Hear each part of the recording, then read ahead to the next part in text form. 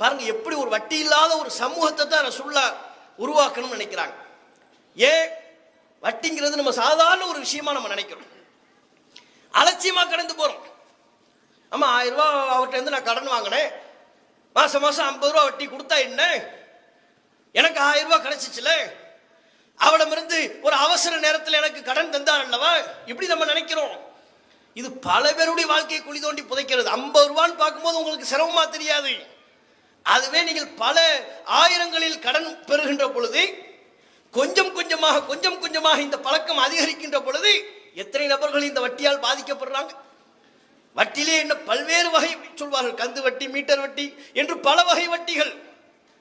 நம்ம ஊர்களிலேயே தமிழ்நாட்டிலேயே வட்டி கொடுமையினால எத்தனை குடும்பங்கள் சீரழிந்ததை பார்த்தோம். நம்ம வட்டி டேஞ்சருங்கிறது நமக்கு தெரியாத ஒண்ணு, புதுசா உள்ள ஒண்ணு. வட்டி டேஞ்சரு, அது குடும்பத்தை நாசமாக்கக்கூடியது, ஒரு குடும்பத்தை நடுத்தருவில் கொண்டு வந்து நிறுத்திவிடும், அவன் குடும்பத்தினுடைய மானத்தை அது வாங்கிவிடும். அப்படிங்கிற ஒரு விஷயம் நமக்கு தெரியாத விஷயமா கண் கொண்டு பார்த்துக்கிட்டு இருக்கிறோம். சில வருடங்களுக்கு முன்பு கந்துவட்டி கொடுமையினால நெல்லையில ஒரு குடும்பம் கலெக்டர் ஆபீஸுக்கு முன்னால போய் தானு, தன் மனைவி, தன் பிள்ளைகள் குடும்பத்தோடு பெட்ரோல் ஊற்றி தீக்குளித்தார்கள். இது ஒரு நிகழ்வு. இது போன்ற எல்லா மாவட்டங்களிலும், தமிழ்நாட்டில் உள்ள அத்தனை மாவட்டங்களையும் இப்படிப்பட்ட சம்பவம். பல பேர் கடன் வாங்கி கொண்டு அந்த கடனுக்கான வட்டியை செலுத்த முடியாமல் தற்கொலை செய்த நிகழ்வு. நீங்க சாதாரண நபர்களை பார்க்குறீங்க, பெரும் பெரும் பணக்காரன், பெரும் பெரும் பணக்காரர்கள், பண முதலைகள், அவர்களை இந்த வட்டி என்கிற சுழலில் சிக்கும் பொழுது தற்கொலை என்கிற முடிவிற்கு சென்று விடுகிறார்கள். பார்க்கிறோமா இல்லையா?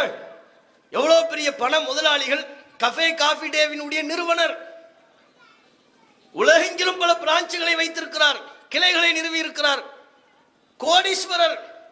ஆனால் தன்னுடைய தொழிலை பெருக்கிக் கொள்வதற்காக அவர் வாங்கிய கடனுக்கு வட்டி செலுத்த முடியல. செலுத்த முடியாம என்ன, எல்லா இடங்களிலேயும் ஊரெங்கிலும் நாடெங்கிலும் அவருடைய கிளைகள் இருக்கிறது. ஆனால் தற்கொலை என்கிற முடிவிற்கு தள்ளப்படுவதை பார்த்தோம். சின்ன குடும்பமா இருந்தாலும் சரி, பெரிய பணக்காரனா இருந்தாலும் சரி, இந்த வட்டிங்கிற ஒன்றை சிக்கும் பொழுது ஒரு நாடா இருந்தாலும் சரி, அது சீரழிவை நோக்கி சென்று விடும். பணம் பெருகுவதை போல் தெரியும், ஆனால் பெருகுவதல்ல, உண்மையில் பணம் சுருங்குகிறது, அது அவனை இருக்குகிறது. அதனால்தான் அல்லாஹ் குர்ஆனில் சொன்னான், யம்ஹக்குல்லாஹு ரிபா வ யுர்பி ஸதகாத். வட்டியை அல்லாஹ் அழிக்கின்றான், அது பெருகுவதல்ல, அது அழிக்கிறது. அல்லாஹ் அழிச்சிடுறான். உன் கண் பார்வைக்கு அது வளர்வதை போல் தெரியும். நீ 1000 ரூபாய் கொடுத்தா 50 ரூபாயா உனக்கு பெருகுவதை போல் தெரியும். அல்லாஹ் அதில் எந்த நன்மையும் இல்லாமல் ஆக்கி விடுவான்.